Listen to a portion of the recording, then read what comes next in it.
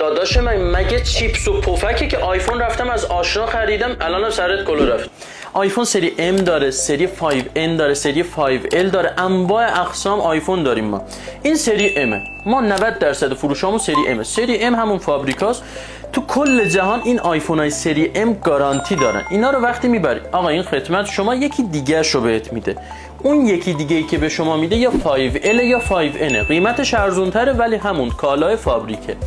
تنها تفاوت ما بین سری M و 5N و 5L اینه که قیمتش یکم پایین تره و گارانتی جدیدم نداره. ولی دوست عزیز من، کالاهایی که سری آرن خطرناکه. چرا خطرناکه؟ برده اپل استور دبی مثلا این قسمت دوربینش خراب بوده، دوربینش رو عوض کردی، علنا اپل بهت یه کالای تعمیری داده. اگه میخوای تو خرید آیفون سرت کلاه نره، این ویدیو منو سیو کن و واسه دوستای آیفون بازت هم بی زحمت بفرست.